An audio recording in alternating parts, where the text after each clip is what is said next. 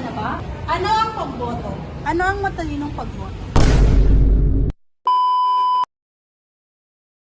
Magandang araw, ako si Cristal Ignacio at ngayon nandito tayo sa Manila sa harap ng Philippine Postal Office at mag-interview tayo ngayon ng random student para sa matalinong pagboto.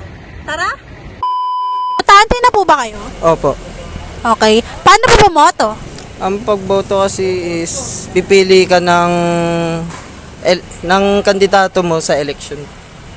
Bakit kailangan bumoto? Kailangan po bumoto kasi may karapatan at responsibilidad po tayo sa ating bansa eh. Para po sa inyo, ano po ang matalinong pagboto? Ang matalinong pagboto yung sa mga kabataan natin ngayon, kailangan po natin isipin kung kilalanin natin yung iboboto natin para sa kinabukasan natin sa ating bansa. Okay, maraming salamat po. At ayun lang po, ako po si Cristal Ignacio at tapos na. Pwede ba kayo ma-interview? Ay, okay lang po. Para saan po ba? Para sa matalinong pagboto, Sige po. bakit kailangan pong bumoto ng isang katulad nyo? Syempre, una sa pagboto is yung pagpili ng yung mga ganun para Kaunlad ng mga bayan. kasi pag yung parang puro corrupt yung parang pinipili mo, syempre yung economic growth. Paano po bumoto? Paano bumoto? Kailangan sa Comelec, kailangan rehistrado ka, tsaka kailangan mo mag-sign sa online platform. At saka yung sa pagboto is yung parang yung pagpili mo sa mga nakakaungkol sa mga nakaupo. Yun lang. Para sa inyo po, ano ang matalinong pagboto?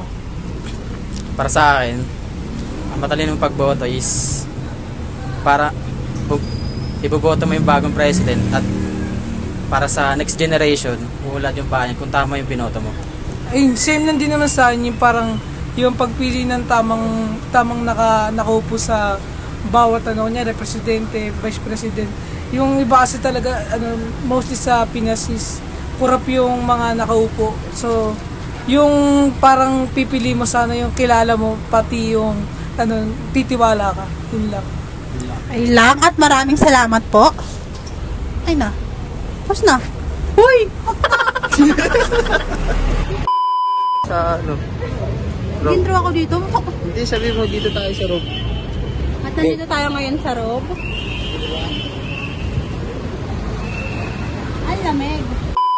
At naghahanap tayo ngayon ng may interview. Anong pangalan mo? Ako si Kurt Russell M. Dervish. Ako nga pala si Rodolfo B. Season the third. Botante ka na ba? Opo, butante na po. Botante ka na ba? Oo, botante na. Paano bumoto? Ang pagboto ay dapat kailangan desidido at sigurado sa iboboto mo. Anong pagboto? Para sa akin po, ang pagboto ay ang pagpili po sa sa mga bagong upo para sa ating bayan. Bakit kailangan bumoto? Kailangan bumoto para sa ikakaganda at ikaunlad ng ating bansa. Kailangan bumoto para sa ikaunlad ng bansa. Para sa'yo, ano ang matalinong pagboto? Ang matalinong pagboto ay dapat ay sigurado ka sa iboboto mo at dapat siya ay magpapagkatiwalaan. Ang matalinong pagboto para sa akin,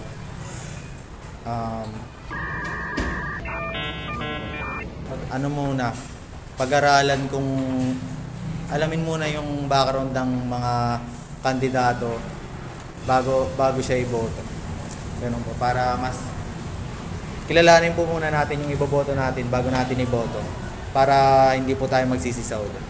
Salamat. Thank you.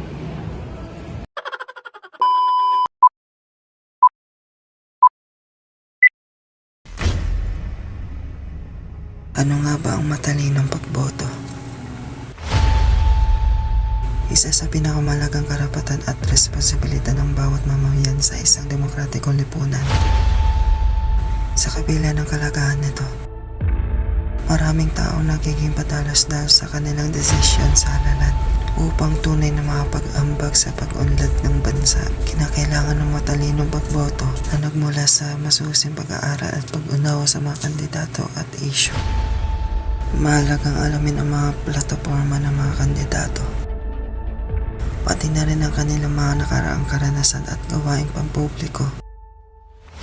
Sa tulong ng internet, mga payagan at iba pang mga pagkatiwalaang sources. Maaaring makuha ng kinakailangang impormasyon. Ang pagiging well-informed ay nagbibigay daan upang makagawa ng mas magandang desisyon.